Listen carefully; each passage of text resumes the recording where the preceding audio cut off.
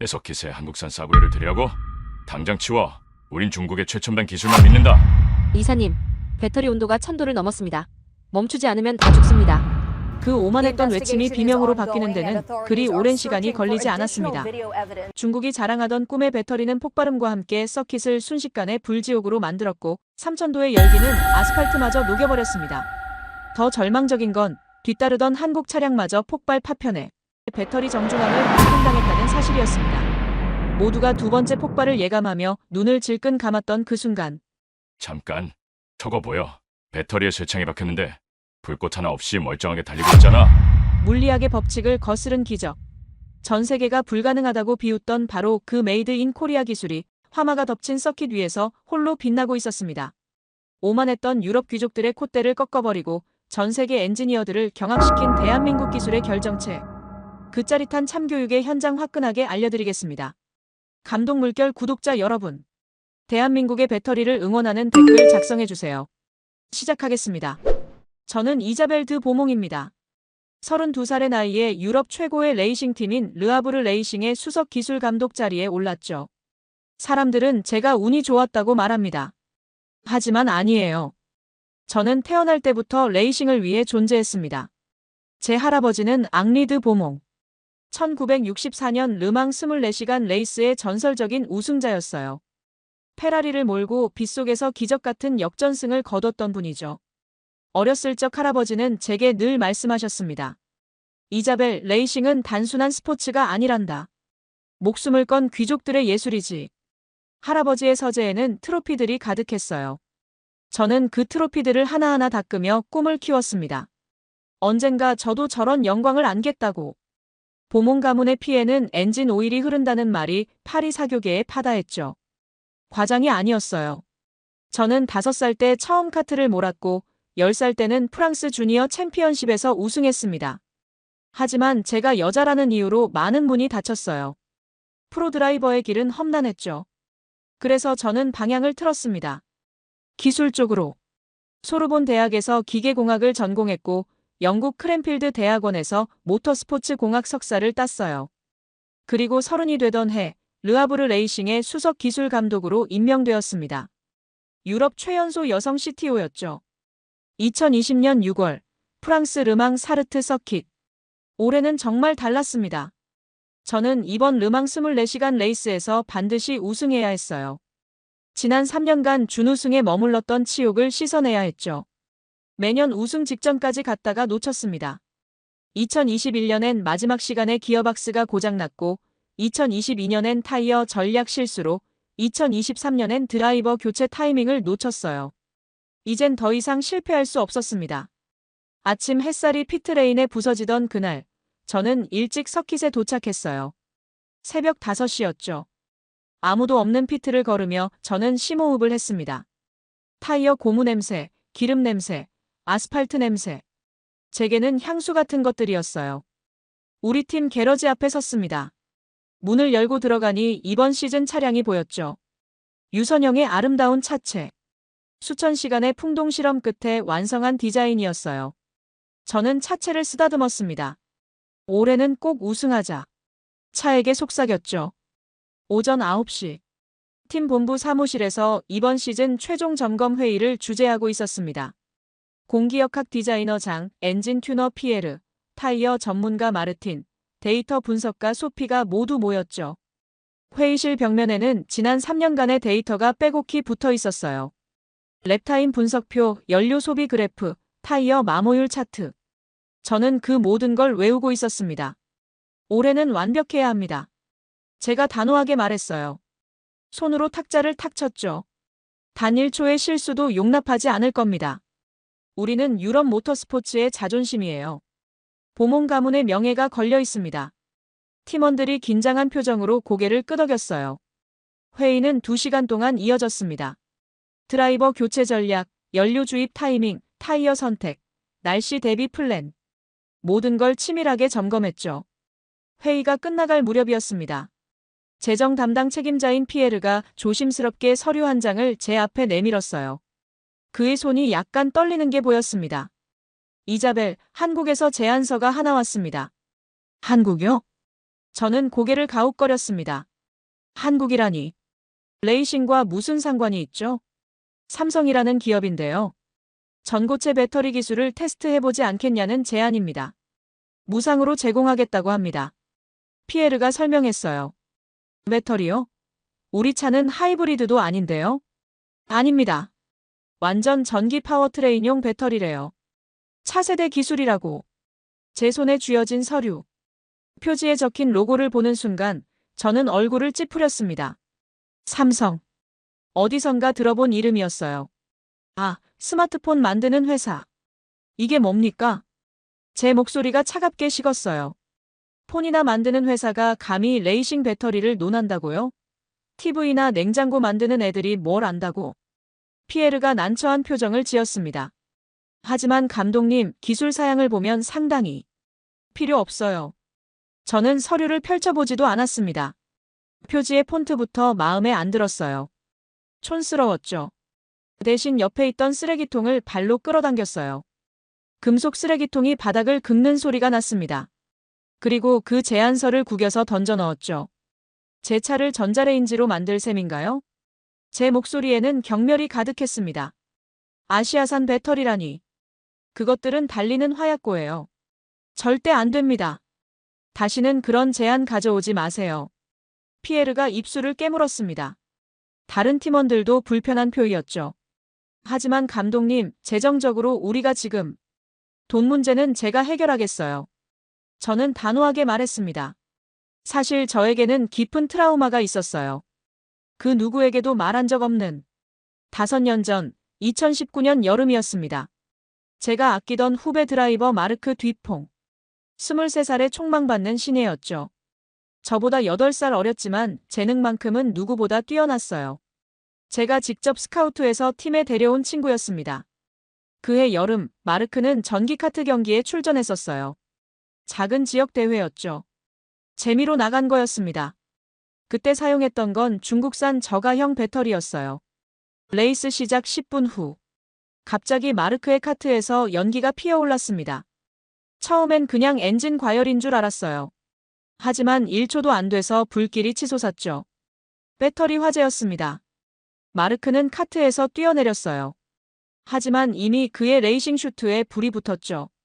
소방관들이 달려왔지만 늦었습니다. 마르크의 양쪽 다리는 3도 화상을 입었어요. 저는 병원에서 그를 봤습니다.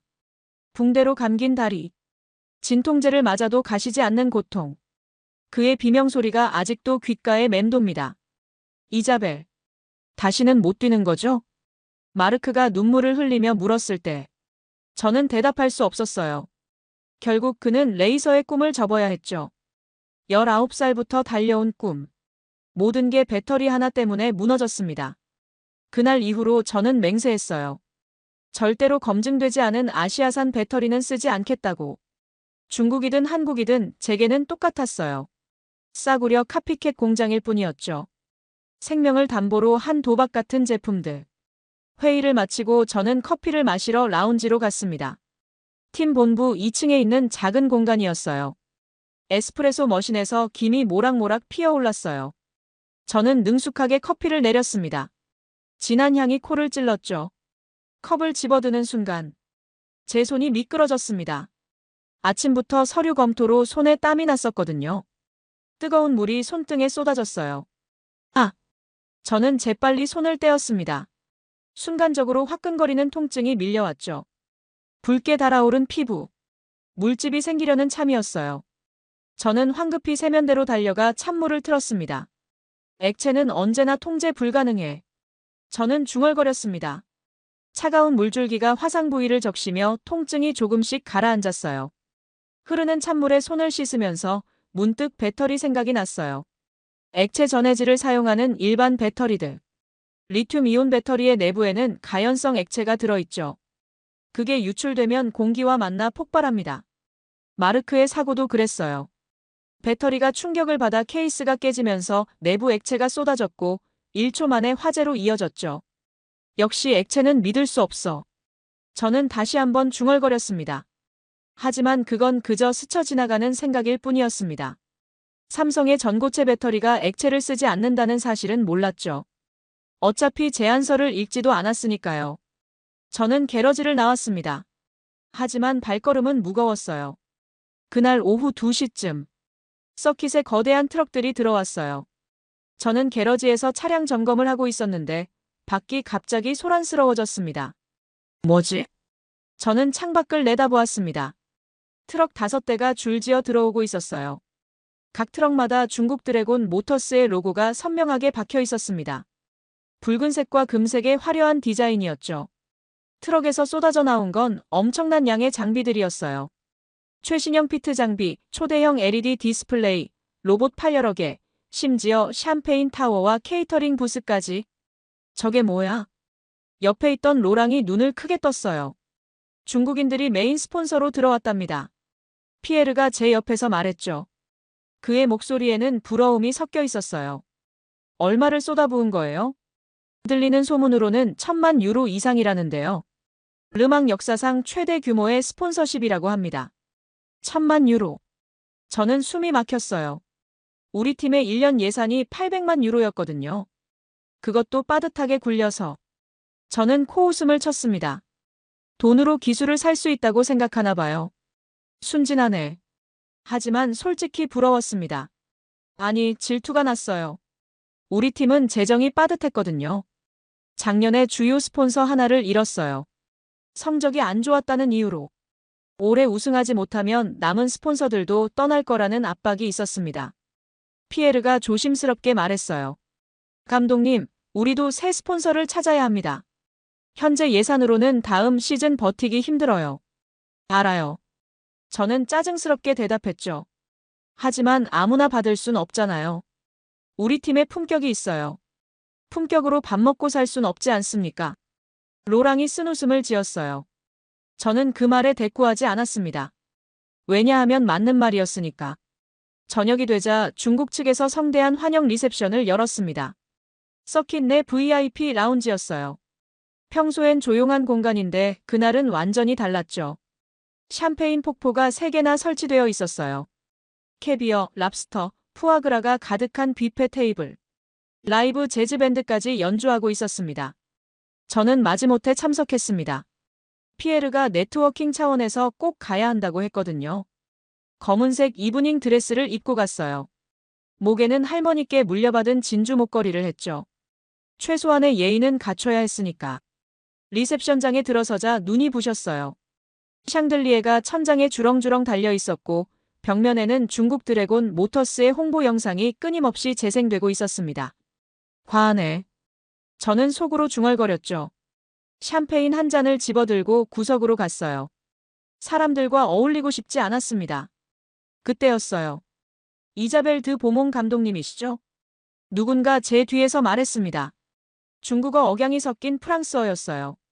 저는 돌아봤습니다. 40대 중반의 남자가 서 있었어요. 다부진 체격에 기름진 얼굴.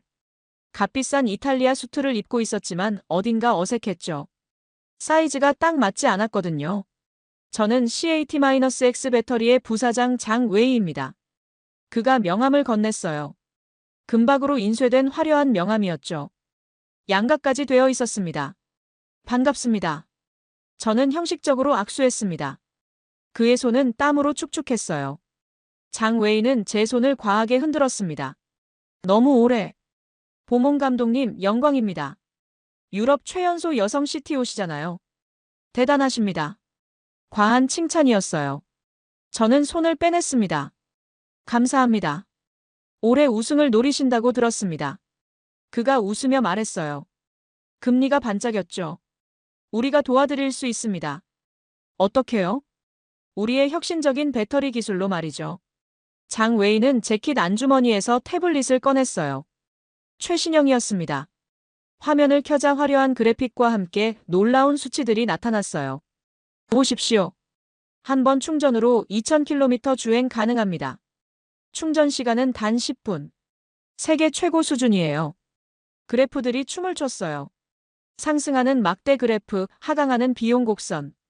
저는 눈썹을 치켜 올렸습니다. 과장 아닙니까? 2000km라니. 전혀 과장이 아닙니다. 장 웨이가 화면을 넘겼어요. 중국 과학원의 공식 인증을 받았습니다. 여기 증서가 있어요. 한자로 빼곡하게 적힌 문서들이 나타났죠. 물론 저는 읽을 수 없었습니다. 직접 테스트해 보시면 압니다. 믿을 수 없을 겁니다. 그의 눈빛이 반짝였죠. 그리고 장 웨이가 목소리를 낮췄어요. 주변을 살피고는 제 귀에 속삭였습니다. 우리는 귀팀에 500만 유로의 후원금을 제공할 준비가 되어 있습니다. 500만 유로. 제 심장이 쿵쾅 뛰었습니다. 그 돈이면 팀 재정 문제가 단번에 해결될 수 있었어요. 아니, 남아서 차기 시즌 개발비로도 쓸 수 있었죠. 조건은요? 제가 물었어요.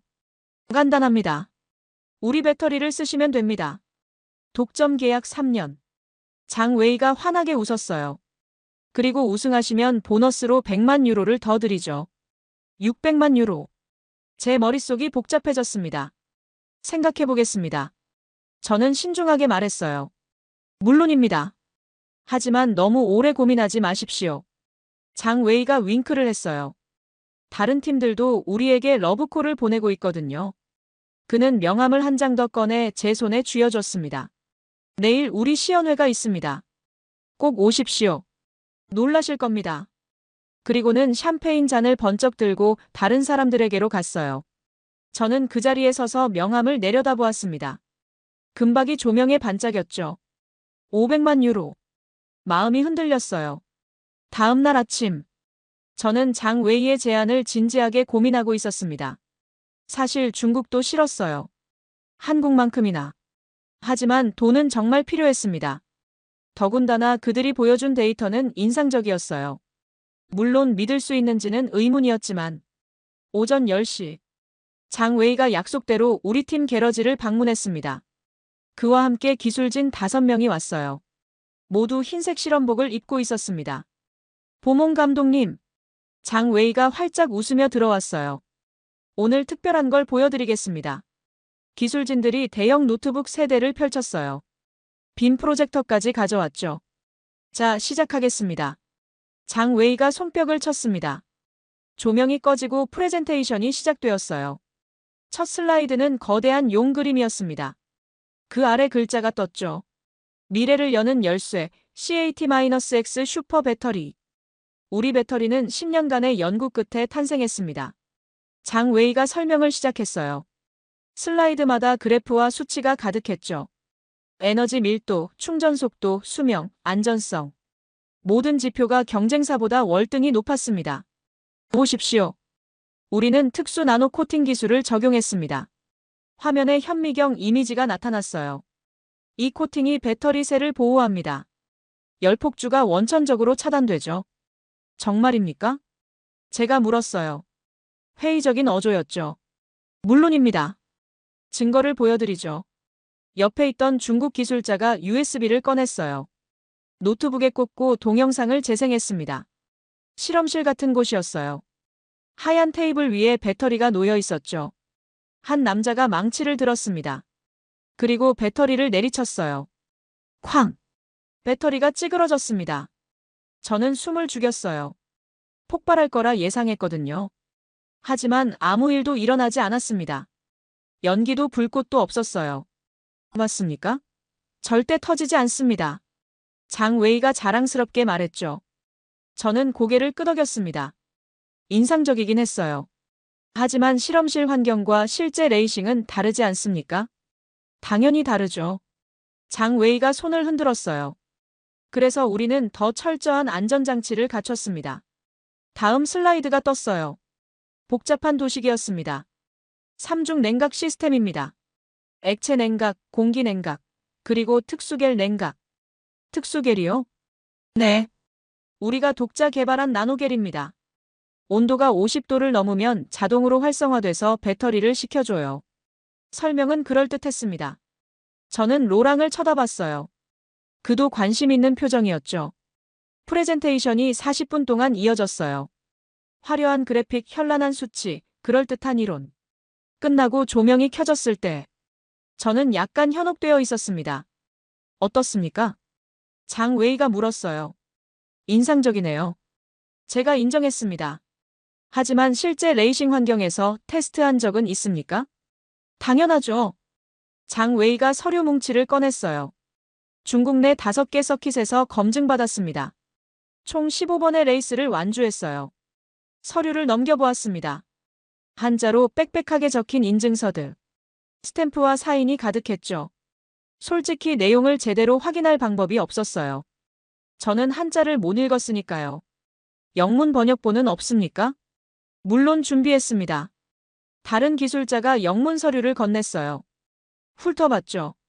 문법이 좀 이상했지만 대략적인 내용은 이해할 수 있었습니다.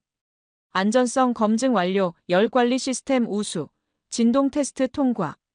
그래서요. 장 웨이가 제 어깨에 손을 올렸어요. 저는 그 손을 뿌리쳤습니다. 결정하시죠. 오늘 계약하시면 보너스로 100만 유로를 추가합니다. 600만 유로. 상상도 못할 금액이었어요. 시간을 좀 주십시오. 저는 신중하게 말했습니다. 물론입니다.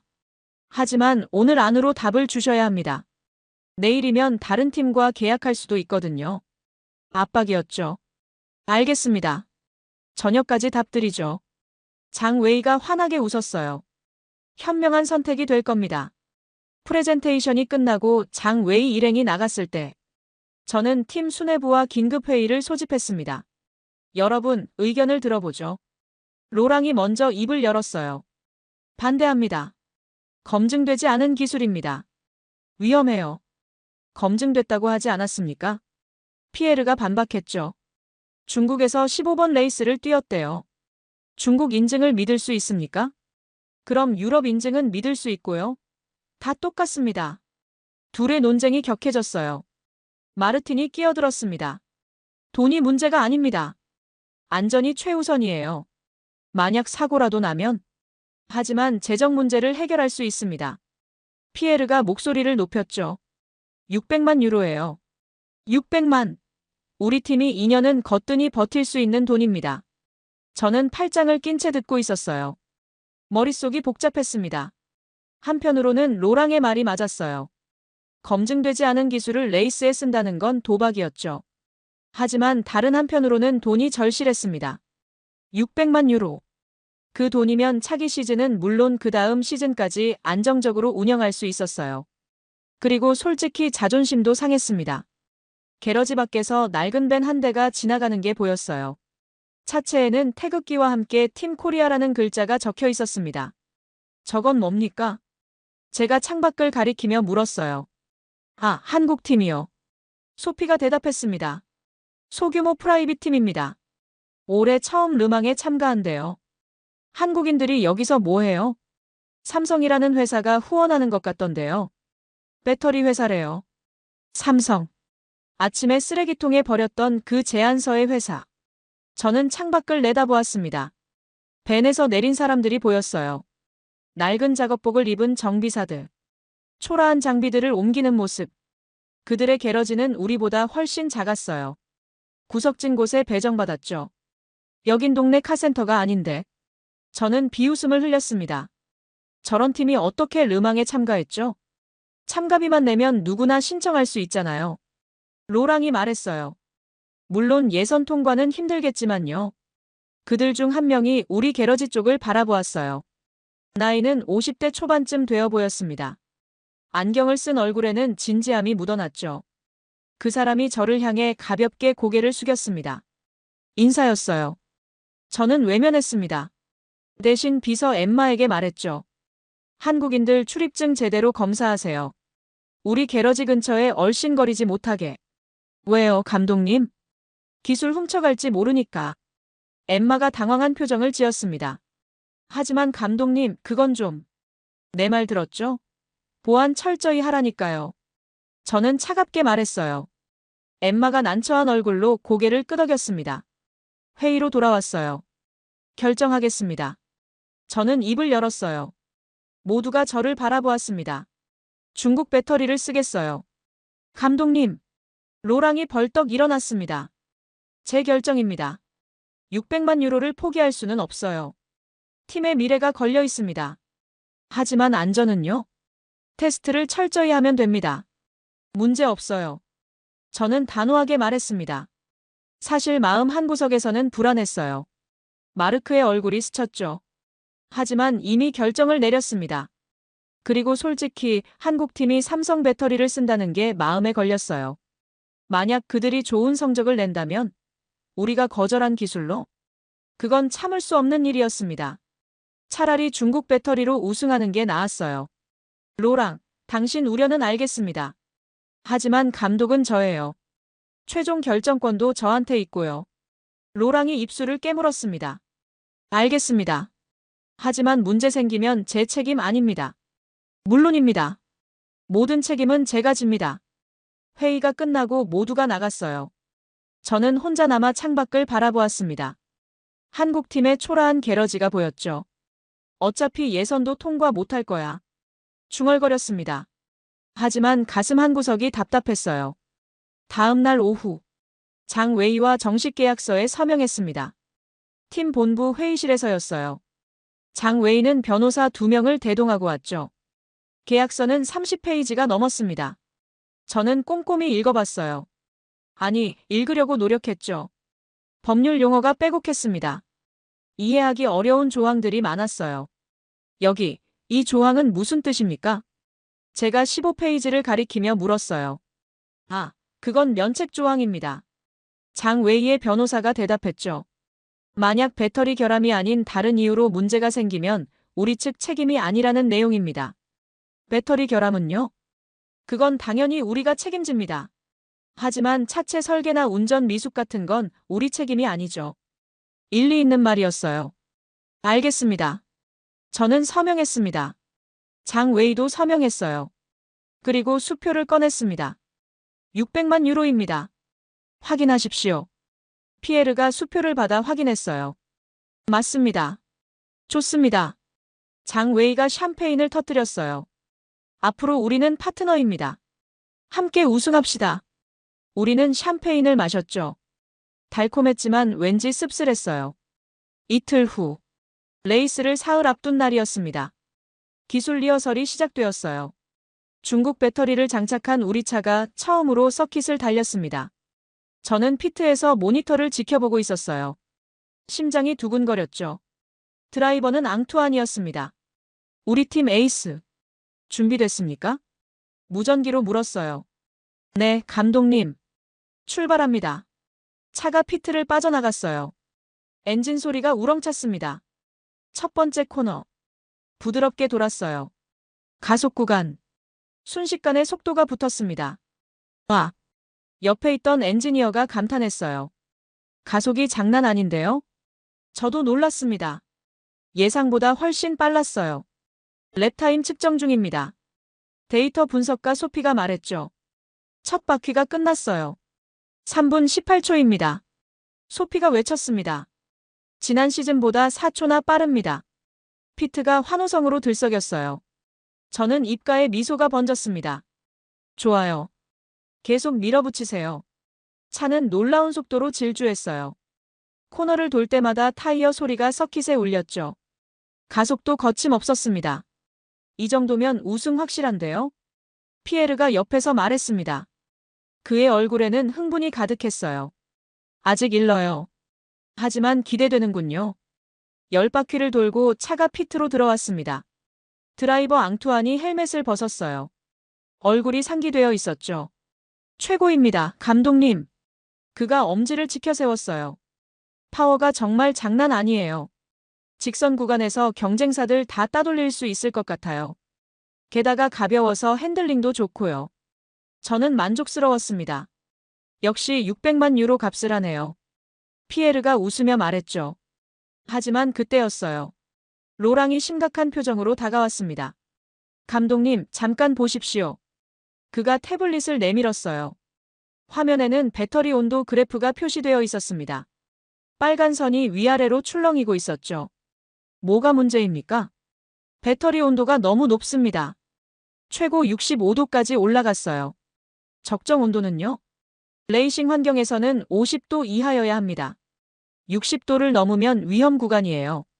저는 미간을 찌푸렸습니다. 왜 이렇게 뜨거운 거죠? 냉각 시스템이 제대로 작동하지 않는 것 같습니다. 삼중 냉각이라고 했는데 실제로는 로랑의 목소리에 우려가 묻어났어요. 저는 장 웨이를 불렀습니다. 그는 피트 뒤편에서 휴대폰을 만지작거리고 있었어요. 장 부사장, 온도 문제가 있다는데요? 장 웨이는 여유롭게 웃었습니다. 전혀 걱정하는 기색이 없었어요. 센서 오류입니다. 걱정 마십시오. 확실합니까? 물론입니다. 보십시오. 그가 자기 노트북을 열었어요. 화면에는 다른 수치가 표시되어 있었습니다. 우리 시스템으로는 48도로 나옵니다. 완전히 정상이에요. 하지만 우리 센서로는 65도인데요. 그게 바로 호환성 문제입니다. 장 웨이가 설명했어요. 귀팀 센서가 중국 배터리 규격과 호환이 안 되는 겁니다. 측정 방식이 다르거든요. 그럼 어떻게 해야 합니까? 새 센서로 교체하면 됩니다. 우리가 제공하는 센서로요. 그러면 정확한 값이 나올 겁니다. 저는 로랑을 바라보았습니다. 로랑은 고개를 저었어요. 신뢰할 수 없습니다. 우리 센서는 검증된 장비예요. 유럽 표준 규격입니다. 하지만 장 웨이가 먼저 말했습니다. 의심하시는 건 자유입니다. 하지만 우리 배터리로 이미 15개 레이스를 뛰었어요. 단 한 번도 문제 없었습니다. 그게 중국에서의 일 아닙니까? 로랑이 따졌어요. 르망은 다릅니다. 24시간 내내 최고 속도로 달려야 해요. 훨씬 가혹한 환경이죠. 그래서 우리가 더 신경 쓴 겁니다. 장 웨이가 자신만만하게 말했죠. 삼중 냉각 시스템 기억하시죠? 걱정 마십시오. 저는 한숨을 쉬었습니다. 이미 600만 유로를 받았어요. 계약서에 서명했죠. 지금 와서 되돌릴 수는 없었습니다. 좋습니다. 하지만 추가 테스트를 하겠습니다. 철저하게. 얼마든지요. 장 웨이는 여전히 자신만만했습니다. 오후 늦게 다시 테스트 주행을 했어요. 이번엔 20바퀴를 연속으로 돌렸습니다. 실제 레이스 환경과 비슷하게. 결과는 똑같았어요. 배터리 온도가 계속 올라갔습니다. 최고 67도까지 찍었죠. 로랑이 또 찾아왔습니다. 감독님, 이건 분명 이상합니다. 무시할 수 없어요. 알아요. 저는 짜증이 났습니다. 왜 자꾸 문제를 들고 오는 거죠? 하지만 뭘 어떻게 하란 말입니까? 레이스를 포기하십시오. 로랑이 단호하게 말했어요. 미쳤어요? 600만 유로를 날리란 말이에요? 팀 전체를 망치자고요? 제 목소리가 높아졌어요. 로랑은 입술을 깨물었습니다. 사람 목숨이 걸린 문제입니다. 돈보다 중요해요. 과장하지 마세요. 센서 오류일 뿐이에요. 장 부사장이 그랬잖아요. 그 사람 말을 믿습니까? 증거가 있습니까? 배터리가 위험하다는? 로랑이 대답하지 못했어요. 없죠. 그럼 제 결정을 따르세요. 저는 듣고 싶지 않았습니다. 귀를 막고 싶었어요. 그때였습니다. 게러지 입구에 누군가 서 있었어요. 안경 쓴 한국인. 아침에 봤던 그 사람이었습니다. 실례합니다. 그가 조심스럽게 다가왔어요. 서툰 프랑스어였죠. 누구십니까? 제가 차갑게 물었어요. 저는 삼성 SDI의 강민호 수석 엔지니어입니다. 그가 명함을 내밀었어요. 저는 받지 않았습니다. 무슨 일입니까? 여긴 우리 팀 전용 공간이에요. 허가 없이 들어올 수 없습니다. 죄송합니다. 하지만 꼭 말씀드려야 할 게 있어서요. 강민호가 진지하게 말했어요. 아까 테스트 주행을 봤습니다. 그게 무슨 상관입니까? 배터리가 팽창하고 있습니다. 순간 피트가 조용해졌어요. 뭐라고요? 저 중국산 배터리 위험합니다. 강민호가 우리 차를 가리켰어요. 이대로 레이스 나가면 폭탄입니다. 확실히 사고가 날 겁니다. 제 혈압이 치솟았습니다. 지금 무슨 소리 하는 겁니까? 무슨 근거로 그런 말을 합니까? 육안으로도 보입니다. 강민호가 차 쪽으로 걸어갔어요. 배터리 팩 케이스를 보십시오. 미세하게 부풀어 있습니다. 그가 차체 하부를 가리켰죠. 저는 따라가서 봤어요. 정말로 케이스 모서리 부분이 약간 볼록해 보였습니다. 이건 정상적인 팽창 범위 아닙니까? 아닙니다. 강민호는 침착했어요.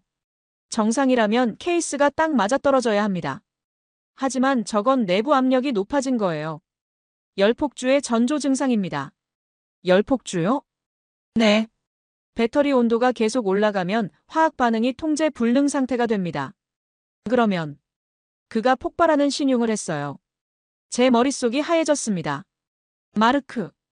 불타는 카트. 비명. 하지만 곧 정신을 차렸어요. 당신이 뭔데 우리 차를 멋대로 관찰합니까? 제 목소리가 날카로워졌어요. 같은 서킷을 쓰는 입장에서 안전을 위해. 닥치세요. 저는 그의 말을 끊었어요. 앞으로 걸어가 그의 얼굴을 노려보았습니다. 1cm 거리까지 다가갔죠. 당신네 열등감은 충분히 이해합니다. 초라한 팀이잖아요. 제대로 된 스폰서도 없고. 하지만 1등을 질투하는 방식이 너무 추해요. 강민호의 표정이 굳었습니다. 열등감이 아닙니다. 진심 어린 경고. 경고요? 웃기는군요. 저는 코웃음을 쳤어요. 우리가 중국 배터리를 선택한 게 그렇게 마음에 안 드나 봐요? 당신네 삼성 배터리를 안 쓴 게 속상해서 이러는 거죠? 그런 게 아닙니다. 강민호가 진지하게 말했어요. 정말 위험합니다. 사람이 다칠 수 있어요. 그럼 뭡니까? 증거나 대세요. 과학적인 증거. 지금 당장은 없지만. 없으면 입 다물어요. 제 목소리가 게러지에 울렸습니다. 여기서 당장 꺼지세요. 내 눈앞에서 사라지기 전에. 다시는 우리 팀 근처에 얼씬거리지 마세요. 제 목소리는 얼음장처럼 차가웠습니다. 주변 팀원들이 숨을 죽이고 지켜보고 있었어요. 강민호는 잠시 저를 바라보았습니다. 그의 눈에는 안타까움과 걱정이 어려 있었어요. 후회하실 겁니다. 그가 조용히 말했죠. 못 하나만 박혀도 끝장입니다. 액체 전해질이 유출되면 순식간에 3000도까지 올라가요. 제발 다시 생각하십시오. 나가요. 지금 당장. 저는 소리쳤습니다. 팔을 뻗어 출구를 가리켰죠. 강민호는 깊은 한숨을 쉬었어요. 그리고 천천히 돌아섰습니다. 게러지를 나가면서 그가 중얼거리는 소리가 들렸습니다. 못 하나만 박혀도.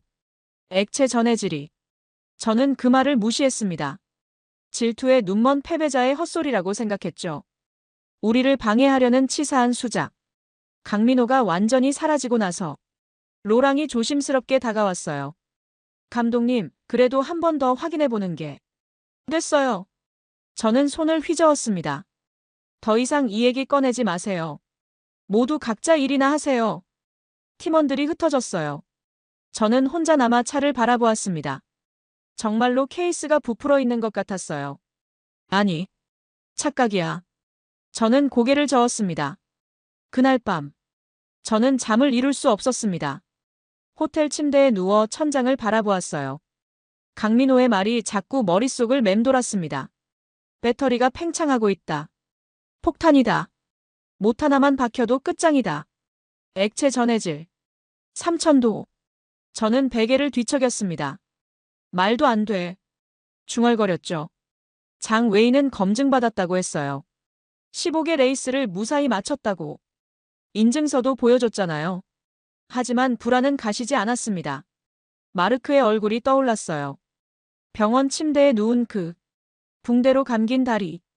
고통스러운 신음. 안 돼. 또 그런 일은. 저는 자리에서 벌떡 일어났습니다. 새벽 3시였어요. 옷을 입고 서킷으로 향했습니다. 경비원이 놀라며 저를 보았어요. 감독님, 이 시간에 왜? 차 좀 볼게요. 저는 게러지로 갔습니다. 희미한 비상등만 켜져 있었어요. 차 옆으로 다가갔습니다. 배터리 팩을 살펴보았어요. 어둠 속에서 케이스 모서리 부분이 정말로 확실하게 볼록해 보였습니다. 제 심장이 쿵쾅거렸어요. 착각일까? 저는 손을 뻗어 만져보았습니다. 평소보다 따뜻했어요. 엔진을 끈 지 6시간이나 지났는데도. 설마. 저는 고개를 저었습니다. 아니야. 그냥 제 상상일 뿐이야. 피곤해서 그래. 저는 게러지를 나왔습니다. 하지만 발걸음은 무거웠어요. 호텔로 돌아와서도 잠들지 못했습니다. 창밖으로 동이 틀 때까지 뒤척였죠.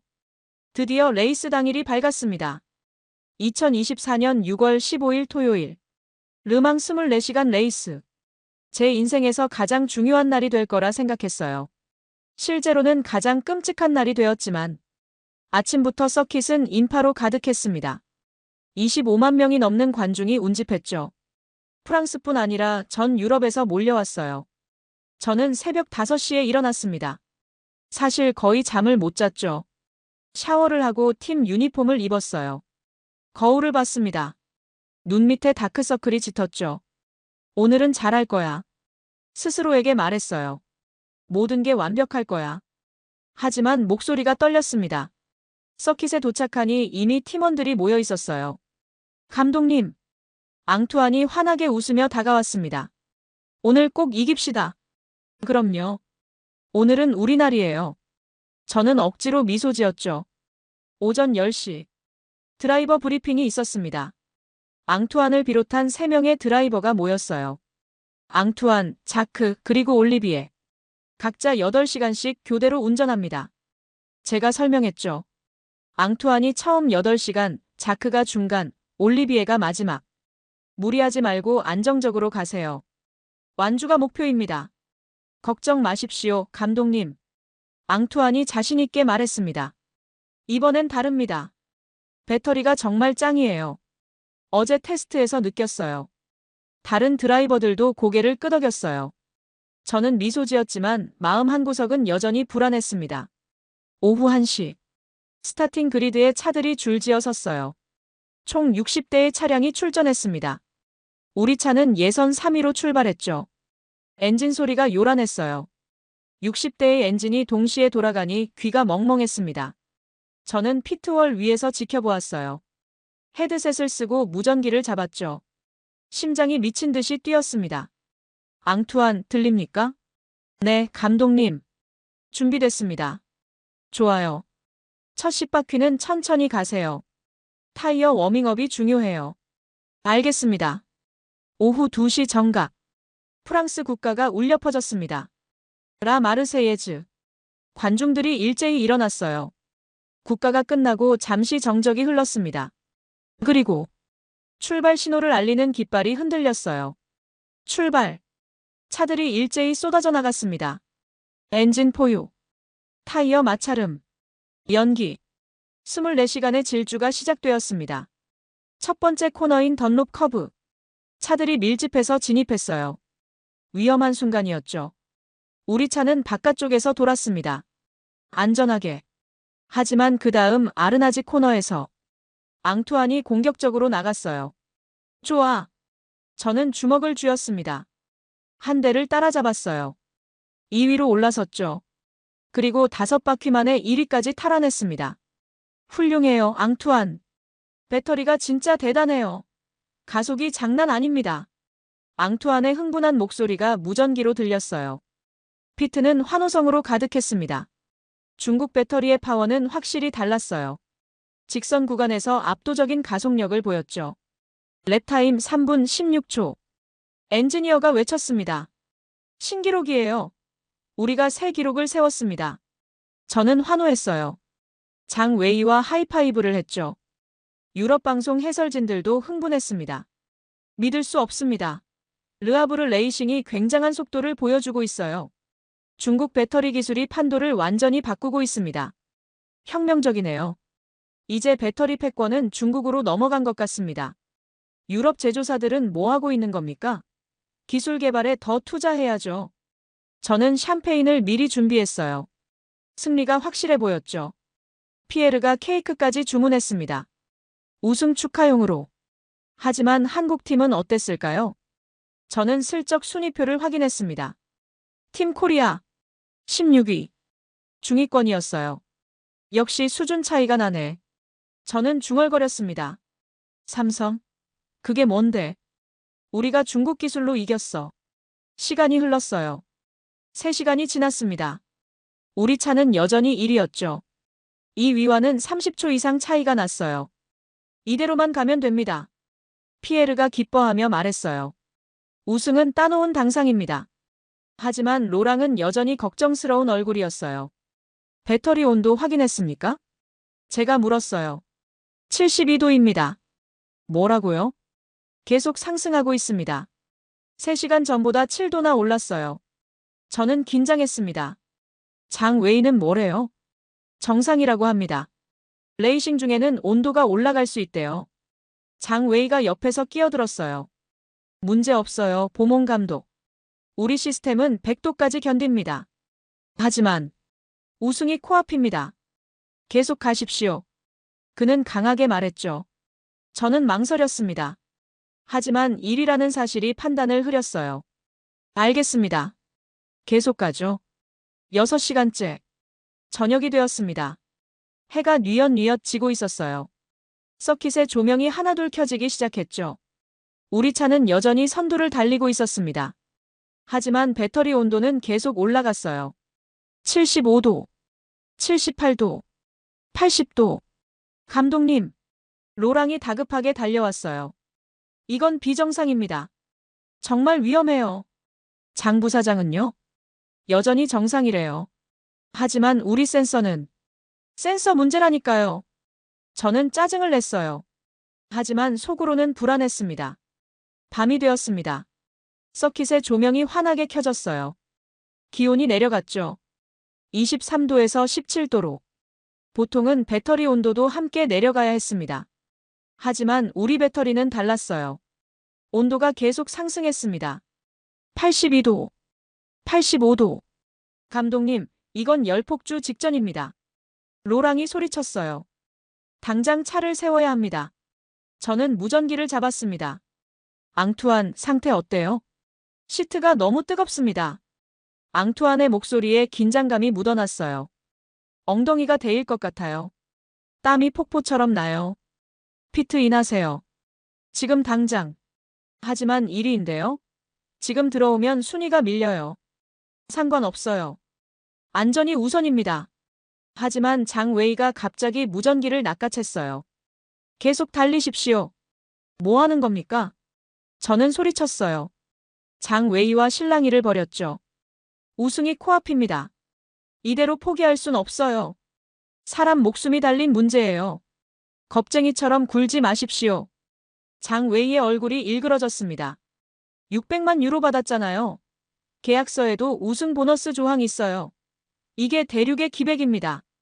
저는 그를 밀쳐냈습니다. 다시 무전기를 잡으려 했죠. 그때 제 머릿속에 과거가 스쳤습니다. 5년 전. 불타는 카트. 비명을 지르는 마르크. 녹아내리는 타이어. 병원 침대. 붕대. 눈물. 저는 손이 떨렸어요. 안 돼. 중얼거렸습니다. 또 그런 일은. 하지만 욕심이 저를 붙잡았어요. 우승. 지난 3년간의 서력. 할아버지의 기대. 보몬 가문의 명예. 600만 유로. 100만 유로 보너스. 저는 갈등했습니다. 이성과 욕망 사이에서. 그리고 욕망이 이겼어요. 계속 가세요. 제 목소리는 떨렸어요. 로랑이 믿을 수 없다는 표정으로 저를 바라보았습니다. 감독님, 정신 차리십시오. 제 책임입니다. 저는 고개를 돌렸어요. 로랑의 눈을 마주칠 수 없었죠. 앙투안의 목소리가 무전기로 흘러나왔습니다. 알겠습니다. 계속 밀겠습니다. 하지만 정말 뜨거워요. 조금만 참아요. 피트인까지 30분만 더. 차는 어둠 속을 질주했어요. 저는 모니터를 응시했습니다. 배터리 온도 그래프. 계속해서 상승하는 빨간 선. 87도. 90도. 제 심장도 함께 뛰었죠. 손바닥에 땀이 났어요. 제발. 저는 기도했습니다. 제발 괜찮아라. 11시간째. 자정이 넘었습니다. 우리는 여전히 1위였어요. 하지만 대가는 곧 다가오고 있었습니다. 배터리 온도. 93도. 위험 수위를 한참 넘었죠. 12시간째. 새벽 2시. 피트인 예정 시간이 다가왔습니다. 드라이버 교체와 타이어 교환, 연료 충전을 위해서였죠. 저는 피트크루들에게 지시했어요. 최대한 빨리 하세요. 10초 안에 끝내야 합니다. 1위를 지켜야 해요. 알겠습니다. 크루 12명이 대기했습니다. 각자 맡은 역할이 있었어요. 타이어 4개, 연료 주입, 드라이버 교체, 윈드실드 청소. 저는 스톱워치를 들었습니다. 준비. 차가 멀리서 피트레인으로 들어오는 게 보였어요. 헤드라이트 불빛이 밝았죠. 속도를 줄이며 우리 피트로 향했습니다. 200m, 100m, 50m. 그때였어요. 퍽. 이상한 소리가 들렸습니다. 차체 뒤쪽에서였어요. 둔탁하면서도 섬뜩한 소리. 뭐지? 저는 고개를 갸웃했습니다. 차가 우리 피트 앞에 멈췄어요. 크루들이 일제히 달려들었습니다. 타이어를 벗기기 시작했죠. 잭으로 차를 들어 올렸어요. 하지만 흰 연기가 피어오르기 시작했습니다. 배터리 팩 쪽에서였어요. 가늘게. 그러다 점점 짙어졌죠. 연기. 누군가 소리쳤습니다. 저는 심장이 철렁 내려앉았어요. 빨리 드라이버를 빼내. 로랑이 외쳤죠. 앙투안이 서둘러 차에서 나오려 했어요. 벨트를 푸는 그의 손이 떨렸습니다. 안 풀려요. 침착해. 크루 한 명이 달려가 도왔어요. 벨트가 풀렸습니다. 앙투안이 차에서 뛰어내렸죠. 그 순간. 뜨거워. 그가 비명을 질렀습니다. 헬멧을 벗는데 장갑이 녹고 있었어요. 연기가 점점 짙어졌습니다. 회색에서 검은색으로. 그리고 그 안에서 붉은 불꽃이 튀기 시작했어요. 칙. 화학 반응 소리. 리튬과 공기가 만나는 소리. 물러서. 저는 소리쳤어요. 하지만 너무 늦었습니다. 쾅. 폭발음과 함께 불길이 차 전체를 순식간에 집어삼켰어요. 오렌지색 화염. 3000도에 육박하는 열폭주. 리튬이온 배터리의 악몽. 불꽃은 하늘로 치솟았습니다. 5m 높이까지. 피트 크루들이 비명을 지르며 뒤로 물러났죠. 한 명은 넘어졌어요. 다른 크루가 끌어당겨 구했습니다. 소화기. 누군가 소화기를 들고 왔어요. 하얀 분말을 뿌렸습니다. 하지만 소용없었어요. 불은 더 거세게 타올랐죠. 오히려 분말이 날려서 시야만 가렸습니다. 물을 가져와. 안 돼요. 리튬 화재에는 물을 쓰면 안 됩니다. 엔지니어가 소리쳤어요. 더 폭발해요. 금속이 녹는 냄새가 코를 찔렀어요. 유독 가스가 퍼졌습니다. 사람들이 기침을 했어요. 눈물이 났죠. 저는 그 광경을 멍하니 바라보았습니다. 다리에 힘이 풀렸어요. 주저앉았습니다. 바닥이 차가웠어요. 안 돼. 제 입에서 신음이 흘러나왔습니다. 이럴 수가. 차체가 녹아내리기 시작했어요. 알루미늄이 액체처럼 흘렀습니다. 타이어가 폭발했어요. 퍽, 퍽. 유리창이 깨졌죠. 조각들이 사방으로 튀었어요. 앙투안이 바닥에 쓰러져 있었습니다. 의료진이 달려왔어요. 들것을 가져왔죠. 괜찮아요? 의료진이 물었습니다. 아파. 손이, 목이. 앙투안이 신음했어요. 그의 장갑이 녹아 손에 붙어 있었습니다. 목 부분에도 화상이 있었어요. 이도 화상. 물집이 잡혔죠. 저는 그를 보며 오열했습니다. 5년 전의 악몽. 마르크. 불타는 카트. 고통. 비명. 모든 게 똑같이 재현되고 있었어요. 제 잘못이에요. 눈물이 폭포처럼 흘러내렸습니다. 다 제 잘못. 제가 욕심을 부렸어요. 피트는 아비규환이었습니다. 다른 팀들도 작업을 모두 멈췄어요. 안전 요원들이 달려왔죠. 소방차가 왔습니다. 경기가 일시 중단되었어요. 붉은 깃발이 흔들렸죠. 모든 차가 속도를 줄였습니다. 불길은 10분이 넘도록 꺼지지 않았어요. 물을 쓸 수 없었죠. 리튬 화재는 물과 반응해서 더 위험해지니까. 결국 특수 소화 장비를 동원했습니다. 모래, 화학약품, 질소가스.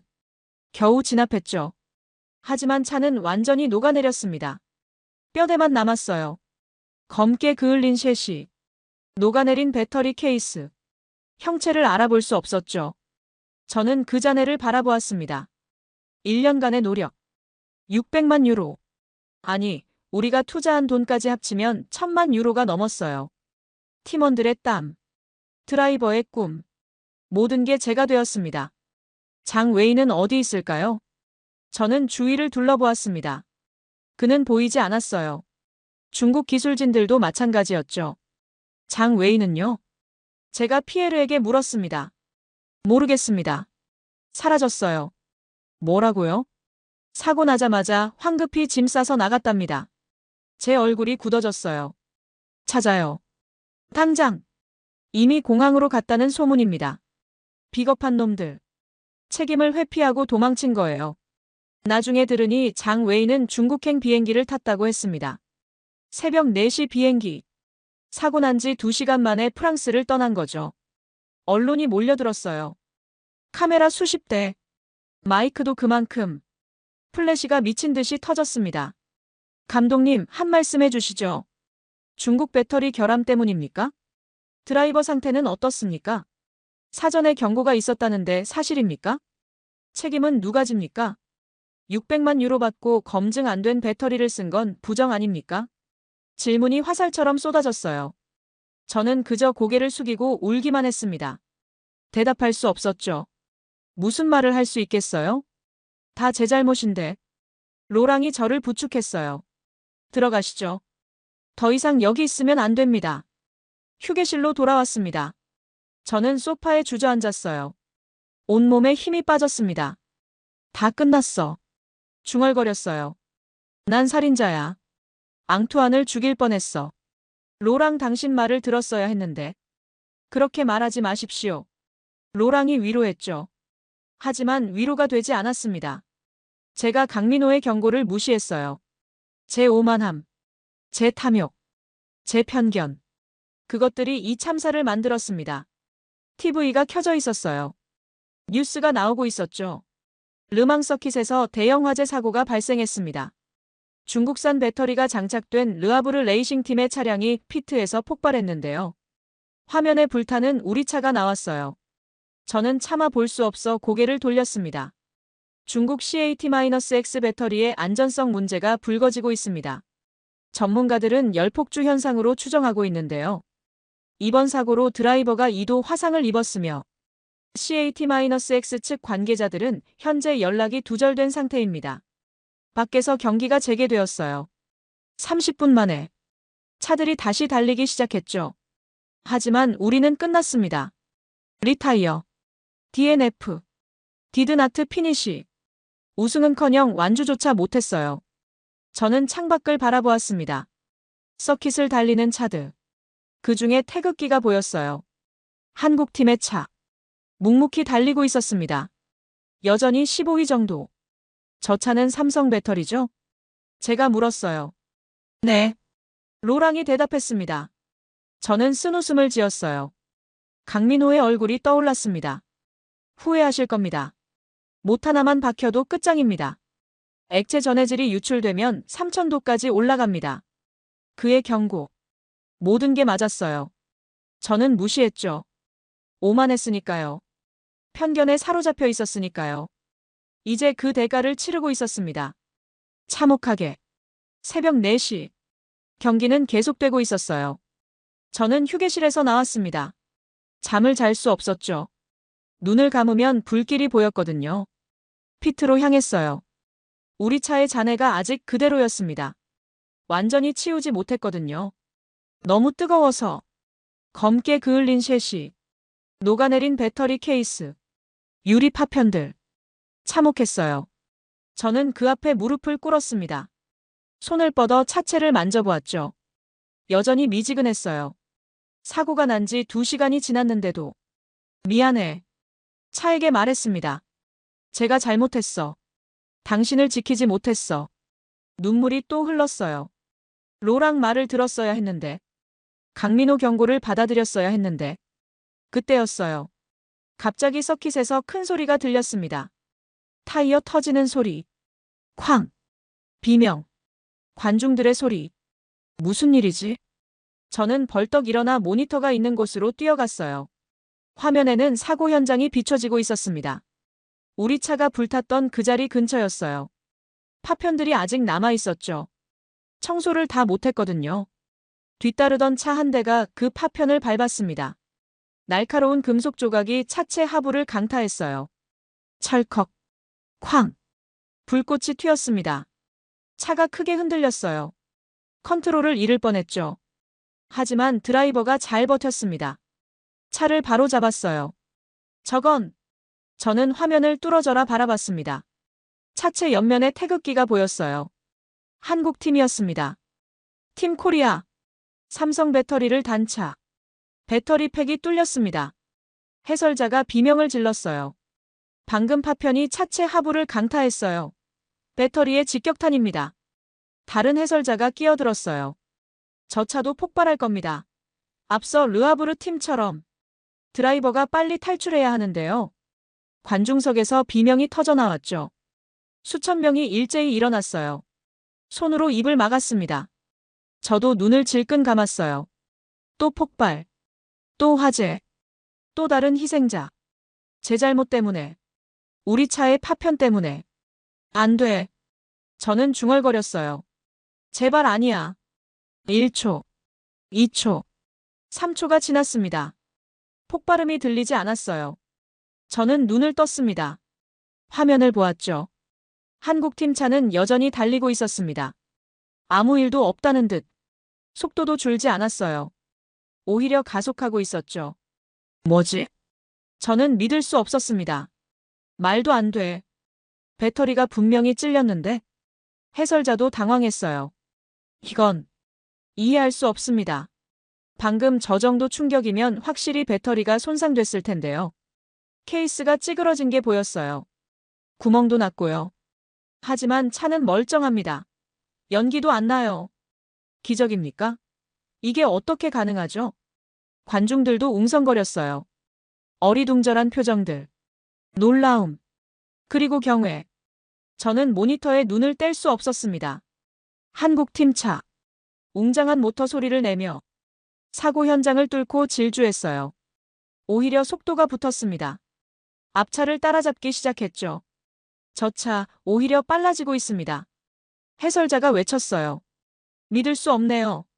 배터리가 손상됐는데도 성능이 떨어지지 않아요. 10분 후. 그 차가 피트로 들어왔습니다. 정기 점검 시간이었죠.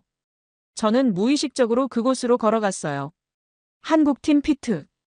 우리 것보다 훨씬 작았어요. 장비도 낡았죠. 하지만 크루들의 움직임은 정확했습니다. 군대처럼 훈련된 동작. 차가 멈추자마자 타이어를 갈기 시작했어요. 저는 멀리서 지켜보았습니다. 타이어가 완전히 찢어져 있었어요. 교체했죠. 그리고 차체 하부. 크루 한 명이 손전등을 비췄습니다. 이거 봐. 그가 한국어로 말했어요. 물론 저는 알아듣지 못했죠. 하지만 그가 가리키는 곳은 볼 수 있었습니다. 배터리 팩 외부 케이스. 심하게 찌그러져 있었어요. 구멍도 났죠. 손가락 2개가 들어갈 만한 크기. 완전히 뚫렸네. 다른 크루가 말했습니다. 그런데 왜 멀쩡하지? 강민호의 목소리가 들렸어요. 전압 확인해봐. 크루가 측정기를 가져왔습니다. 배터리에 갖다 댔어요. 800V. 정상입니다. 온도는 53도. 정상 범위예요. 믿을 수 없었습니다. 배터리가 물리적으로 손상됐는데 전압이 일정하다고요? 온도도 정상이라고요? 우리 배터리는 멀쩡한데도 90도까지 올랐는데. 어떻게? 저는 중얼거렸어요. 강민호가 고개를 들었습니다. 저와 눈이 마주쳤어요. 그는 잠시 저를 바라보았습니다. 표정을 읽을 수 없었어요. 동정? 안타까움? 아니면 그래서 경고했잖아라는 무언의 메시지. 그는 아무 말 없이 다시 작업에 집중했죠. 차를 점검하고 드라이버에게 물을 건넸습니다. 말없이. 담담하게. 저는 그 자리에 서 있었습니다. 다리가 떨렸어요. 물리적으로 불가능한 일이었어요. 배터리가 뚫렸는데 폭발하지 않다니. 제가 알던 상식으로는 설명할 수 없었습니다. 리튬 이온 배터리는 케이스가 손상되면 내부 액체가 유출되고 그게 공기와 만나면 화재가 발생해요. 물리 법칙이죠. 그런데 저 차는 경기가 계속되었습니다. 한국팀 차는 순위를 올리기 시작했어요. 15위, 14위, 13위. 시간이 갈수록 앞으로 나갔습니다. 다른 차들이 속속 리타이어 했거든요. 기계 결함, 배터리 과열, 타이어 파손, 엔진 고장. 하지만 한국팀 차는 끄떡 없었어요. 저는 휴게실로 돌아왔습니다. 하지만 계속 모니터를 지켜봤어요. 잠도 자지 않고, 밥도 먹지 않고, 그저 한국팀 차만 응시했죠. 왜 그랬을까요? 속죄? 호기심? 부러움? 아마 다 섞여 있었을 거예요. 오전 9시. 경기 시작 19시간째. 한국팀이 5위로 올라왔습니다. 대단한데요? 로랑이 옆에서 말했어요. 초반엔 15위였는데. 배터리가 손상됐는데도요. 제가 중얼거렸죠. 오전 10시. 20시간째. 한국팀이 3위로 올라왔습니다. 1위와 2위 차가 동시에 기권했거든요. 둘 다 배터리 문제였어요. 과열.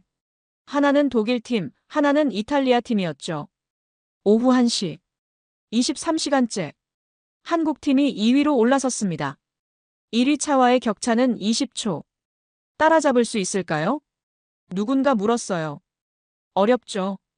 20초는 큰 차이예요. 하지만 10분 후 1위 차가 피트에 들어왔습니다. 긴급 수리였어요. 브레이크 문제. 한국팀이 1위로 치고 올라왔습니다. 그리고 오후 2시. 24시간. 결승선을 통과했어요. 1위로. 환호성이 터져나왔습니다. 관중석이 들썩였죠. 기립박수. 함성. 휘파람. 저는 그 광경을 멍하니 바라보았습니다. 한국팀이 우승했어요. 아니, 정확히 말하면 삼성 배터리가 우승한 겁니다. 제가 쓰레기통에 버렸던 그 기술. 제가 비웃었던 그 회사. 제가 무시했던 그 제안. 르망을 제패했어요.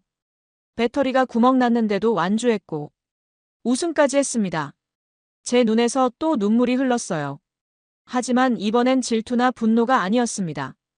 부끄러움이었죠. 제 무지함, 제 오만함, 제 편견. 그 모든 게 부끄러웠어요. 시상식이 끝난 후 오후 3시쯤 기술위원회가 긴급 소집되었습니다. 이례적인 일이었어요. 배터리가 물리적으로 손상된 차가 완주했다는 사실. 게다가 우승까지 했다는 것. 검증이 필요했죠. 기술적으로 설명이 안 되는 현상이었으니까요. 저는 참관을 요청했습니다. 들어가도 됩니까? 기술위원회 위원장 장 피에르에게 물었어요. 이자벨 감독. 물론입니다. 오히려 와주셔서 감사합니다. 당신도 배터리 전문가니까요. 검증은 피트 옆 기술센터에서 진행되었어요. 한국팀 차가 유압 리프트에 올려졌습니다. FIA 기술위원 5명이 모였어요. 각국에서 온 전문가들. 독일, 영국, 이탈리아, 프랑스, 일본. 강민호와 삼성 엔지니어 3명도 있었죠. 저는 구석에 서서 지켜보았습니다. 자, 시작하겠습니다. 위원장이 말했어요. 먼저 외부 점검부터. 기술자들이 차체를 꼼꼼히 살폈습니다. 사진을 찍었어요. 측정을 했죠. 타이어 마모도 정상 범위입니다. 브레이크 패드도 적절하게 달았네요. 엔진 상태 양호. 하나씩 확인했어요. 그리고 배터리 팩 차례가 왔습니다. 배터리 팩을 분리하겠습니다. 수석 기술자가 말했어요. 전동 공구를 들고 작업을 시작했죠. 볼트를 하나씩 풀었습니다. 총 24개. 10분이 걸렸어요. 케이스가 천천히 열렸습니다. 그 안에 배터리 셀들이 빼곡히 들어있었어요. 600개가 넘는 셀. 각 셀은 스마트폰 배터리 크기였죠. 하지만 그중 중앙 부분. 명백히 손상된 흔적이 있었습니다. 이게 뭡니까? 위원장이 놀라며 말했어요. 배터리 셀 정중앙. 날카로운 금속 파편이 박혀 있었습니다. 완전히 관통한 상태였어요. 길이는 10cm쯤. 폭은 2cm. 끝이 송곳처럼 날카로웠죠. 셀을 완전히 뚫었네요. 독일 기술자가 중얼거렸습니다. 이 정도면 열폭주가 일어나야 정상인데. 왜 안 터졌죠? 측정해 보십시오. 위원장이 지시했어요. 영국 기술자가 전압 측정기를 가져왔습니다. 배터리에 갖다 댔어요. 바늘이 움직였습니다. 802V. 완전히 정상입니다. 온도는? 일본 기술자가 적외선 온도계를 들었어요. 55도. 역시 정상 범위. 모두가 고개를 갸웃했어요. 이해할 수 없다는 표정들. 뭔가 특수한 안전장치가 있나요? 이탈리아 기술자가 물었죠. 강민호가 앞으로 나왔습니다. 설명하겠습니다. 그의 목소리는 담담했어요. 떨림이 없었죠. 저희 배터리는 전고체입니다. 전고체요? 위원장이 물었어요. 올 살러드 스테이트 배터리. 맞습니까? 네. 정확합니다. 강민호가 고개를 끄덕였어요. 일반 리튬 이온 배터리와 근본적으로 다릅니다.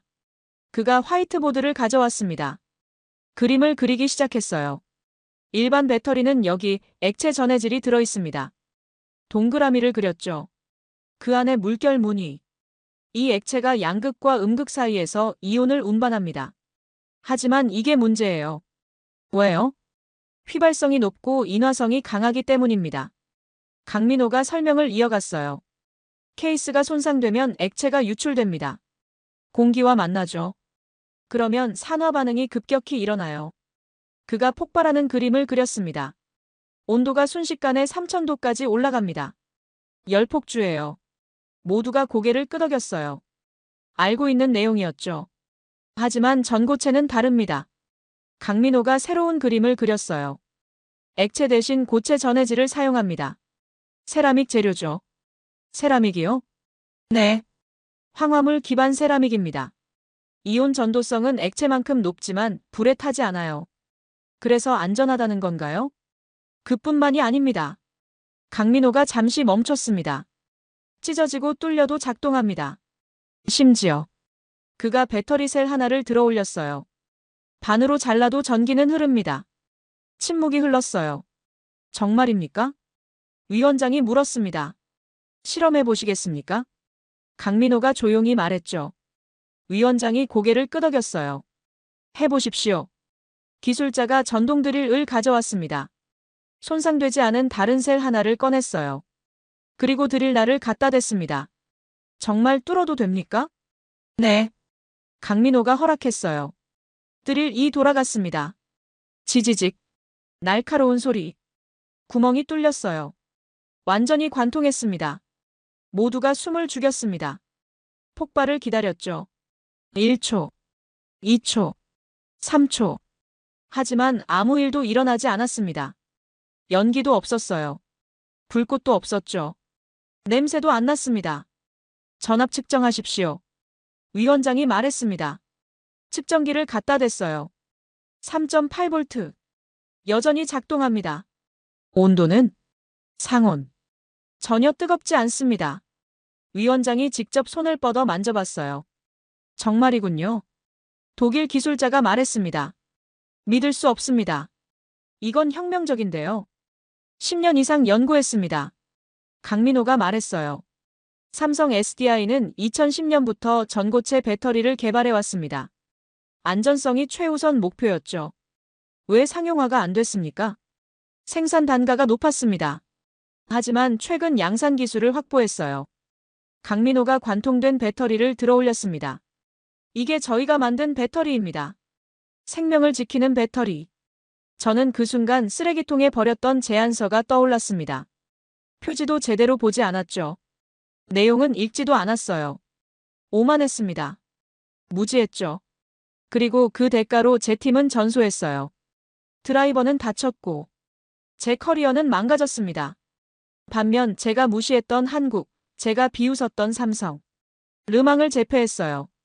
못에 찔렸는데도 검증이 계속되었습니다. 기술자들이 셀을 하나하나 검사했어요. 600개가 넘는 셀 중 12개가 손상되어 있었습니다. 모두 파편에 의해서였죠. 하지만 12개 모두 여전히 작동했어요. 전압도 정상, 온도도 정상. 경이롭습니다. 위원장이 감탄했어요. 이 기술이라면 전기차 화재를 완전히 막을 수 있겠는데요. 그게 저희 목표입니다. 강민호가 답했죠. 검증이 끝났습니다. 기술위원회는 한국팀의 우승을 공식 인정했어요. 위반 사항 없음. 기술적으로도 완벽. 사람들이 하나둘 나갔습니다. 저는 홀로 남았어요. 배터리 앞에 섰죠. 구멍난 셀들. 하지만 여전히 작동하는 심장들. 저는 떨리는 손을 뻗었습니다. 만져보았어요. 차갑지도 뜨겁지도 않았습니다. 그저 단단했죠. 딱딱한 세라믹. 액체가 아닌 고체. 이게 진짜 기술이었구나. 중얼거렸습니다. 눈물이 흘러내렸어요. 제 무지함이 부끄러웠습니다. 제 편견이 한심했죠. 제 오만이 너무나 창피했어요. 강민호가 다시 들어왔습니다. 서류를 찾으러 온 모양이었어요. 저와 눈이 마주쳤죠. 저는 고개를 숙였습니다. 죄송합니다. 제 목소리가 떨렸어요. 강민호는 아무 말 없이 서류를 챙겼습니다. 나가려는 그를 저는 붙잡았어요. 소매를 잡았죠. 정말 죄송합니다. 이번엔 더 큰 목소리로 말했습니다. 당신 말이 전부 맞았어요. 모든 경고가. 강민호가 걸음을 멈췄습니다. 천천히 돌아섰어요. 저는 제가 말을 이었습니다. 오만했습니다. 무지했고요. 당신들을 무시했죠. 편견에 사로잡혀 있었어요. 기술의 국적을 따졌습니다. 아시아를 무시했고요. 눈물이 뺨을 타고 흘렀어요. 그 결과 제 팀을 잃었어요. 드라이버를 다치게 했습니다. 1년간의 노력이 제가 됐죠. 하지만 당신들은 저는 배터리를 가리켰습니다. 부품을 만든 게 아니었어요. 생명을 지키는 갑옷을 만들었더군요. 못에 찔려도 죽지 않는 심장을.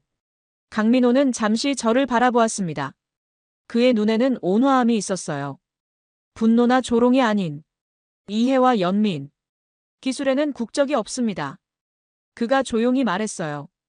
오직 안전과 품질만 있을 뿐이죠. 유럽이든 아시아든 미국이든 상관없어요. 당신의 사과를 받아들입니다. 그는 고개를 숙였어요.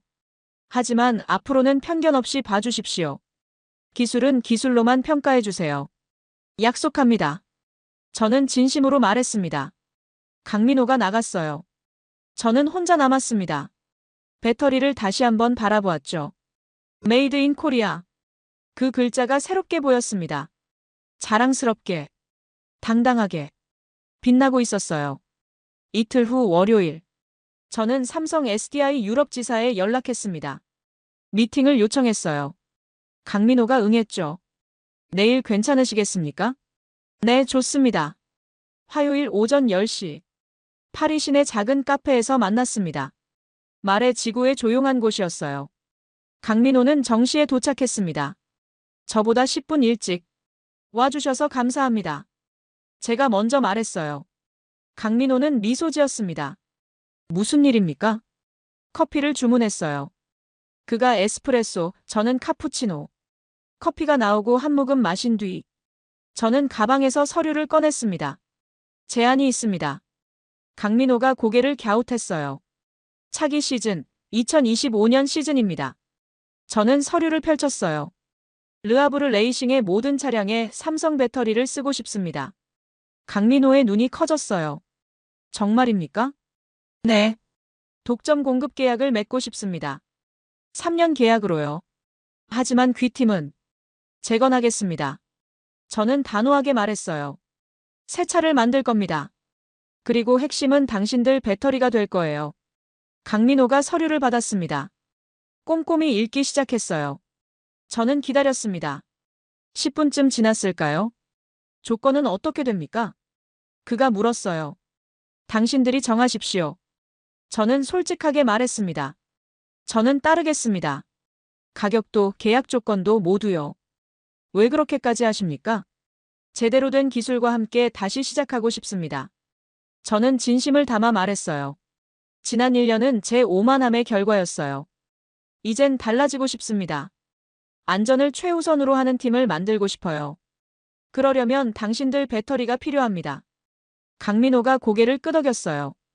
고민해 보겠습니다. 꼭 승낙해 주십시오. 저는 간청했어요. 제게 기회를 주십시오. 증명하게 해주세요. 제가 변했다는 걸. 검토 후 연락드리겠습니다. 일주일 후. 답변이 왔습니다. 이메일로. 제목은 계약 승인이었어요. 저는 손을 떨며 이메일을 열었습니다. 내용을 읽었죠. 승인.